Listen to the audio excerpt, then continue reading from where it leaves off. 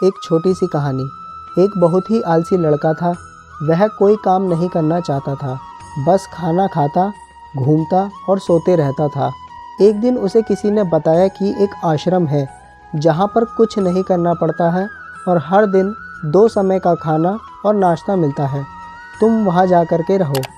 उस आलसी लड़के ने सोचा कि ये तो बहुत ही बढ़िया है और वह उस आश्रम में जाकर रहने की सोचने लगा। और फिर एक दिन वह आलसी लड़का अपना सारा सांसारिक जीवन छोड़कर उस आश्रम में जाकर रहने लगा। आश्रम में गुरुजी रहते थे। वे रोज़ सबको प्रवचन देते थे। वह आलसी लड़का भी उनका प्रवचन सुनता था और बाकी समय आराम करता था और फिर भर पेट खाना खाकर सो जाता था। ऐसे ही उस आलसी लड़के के दिन गुजरते गए। एक दिन उस आश्रम में कुछ नहीं बना। नाश्ते के समय नाश्ता नहीं मिला। उस आलसी लड़के ने सोचा कि नाश्ता नहीं मिला तो क्या हुआ, भोजन तो मिलेगा। अब भोजन के समय उसे भोजन भी नहीं मिला। लड़का दौड़ करके गुरुजी के पास गया और उनसे पूछा कि आज भोजन क्यों नहीं बना। गुरुजी ने कहा, बेटा आज एकादशी है और जितने भी आश्रम के सदस्य हैं उनका उपवास है, तो आज तुम्हारा भी उपवास है, आज भोजन नहीं बनेगा। वह लड़का बहुत आलसी था और उसे भूख भी बहुत लगी थी। उसने गुरुजी से बोला कि मैं उपवास नहीं रखूँगा, मुझे भूख लगी है, मैं खाना खाऊंगा। गुरुजी ने बोला ठीक है, जाओ भंडारे में से सामान लेकर के आओ और आश्रम में नहीं बाहर ले जा कर के बना लो, लेकिन याद रखना भोजन बनाने के बाद सबसे पहला भोग भगवान को लगाना और फिर तुम प्रसाद ग्रहण करना। वह लड़का बोला ठीक है और फिर अनाज लेकर नदी की ओर पहुंचा। भोजन पकाने लगा। भोजन तैयार होने के बाद उसने कहा कि भगवान श्री राम आइए, पधारिए, भोग लगाइए।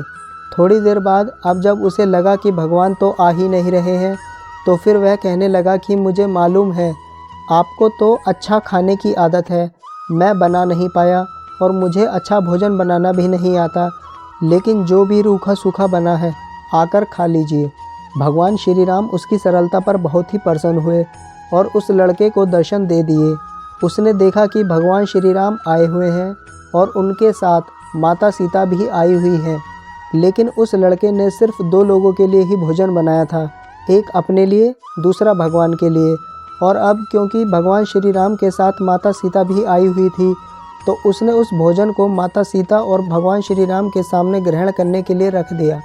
भगवान श्री राम और माता सीता ने भोजन किया और उसके बाद जब वह जाने लगे तो यह भोला लड़का बोला कि प्रभु आप आए, दर्शन दिए, बहुत अच्छा लगा। मुझे खाने को कुछ नहीं मिला, लेकिन कोई बात नहीं, आपसे एक विनती है कि अगली बार जब आप आएंगे तो कितने लोग आएंगे ये बता दीजिए, ताकि मैं उतने लोगों के लिए भोजन बनाकर रखूं। भगवान श्री राम मन ही मन मुस्कुराए और फिर अंतर्ध्यान हो गए। लड़का आश्रम गया। दिन बीतते गए और फिर एकादशी का दिन आया और इस बार उस लड़के ने 3-4 लोगों के लिए भंडारे में से अनाज लिया और खाना बनाने के लिए नदी के किनारे पहुंचा और उसने बड़ी प्रसन्नता से भोजन बनाया और इंतज़ार करने लगा कि प्रभु आएं और भोग लगाएं। इस बार लड़का देखता है कि भगवान श्री राम पूरा दरबार लेकर के आए हैं, जैसे कि माता सीता, लक्ष्मण, भरत, हनुमान जी और सभी लोग आए हैं। लड़के ने सिर्फ 3-4 लोगों का भोजन बनाया था और इस बार भी भोजन कम पड़ गया। लड़के ने निराश होकर भोजन को प्रभु के आगे रख दिया। प्रभु ने भोजन किया और फिर चले गए। इस बार भी लड़का फिर से भूखा रह गया। अब लड़का फिर आश्रम गया। ऐसे ही दिन बीतते गए और फिर एकादशी का दिन आया और इस बार गुरुजी से कहने लगा कि गुरुजी मुझे इस बार थोड़ा ज़्यादा अनाज चाहिए। गुरुजी सोचने लगे कि इतना सारा अनाज का करता क्या है, कहीं इसे बेचता तो नहीं। फिर उन्होंने कहा कि ठीक है, भूख से परेशान रहता है। लड़के ने कहा कि नहीं गुरुजी, मैं भूख से परेशान नहीं रहता हूँ, प्रभु के साथ बहुत लोग आते हैं, उनको भी तो भोजन कराना पड़ता है। गुरुजी को लगा कि लड़का पागल हो गया है, लेकिन गुरुजी ने सोचा कि चलो एक बार चल कर के देखते हैं कि लड़का इस अनाज का करता क्या है।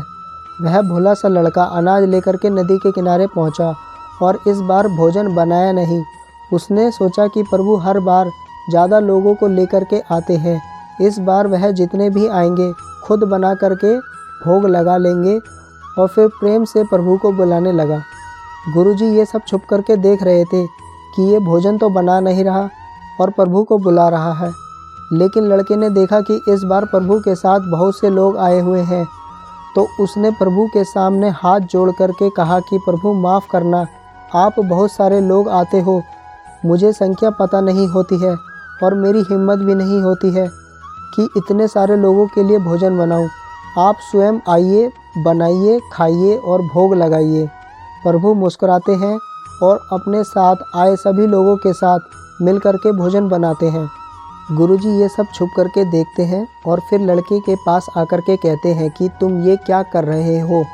लड़का कहता है कि गुरुजी आपको दिख नहीं रहा है कि भगवान श्री राम पधार चुके हैं, माता सीता भी आई हुई हैं, हनुमान जी भी आए हुए हैं और भी सभी लोग आए हुए हैं, भोजन बन रहा है।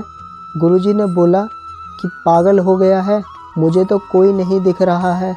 लड़का क्रोधित हो गया और प्रभु श्री राम से बोला कि प्रभु ये क्या कर रहे हो, एक तो मुझे भूखा रखा है और गुरुजी को दर्शन भी नहीं दे रहे हो, जो मुझे पागल समझ रहे हैं, कृपा करके गुरुजी को दर्शन दीजिए।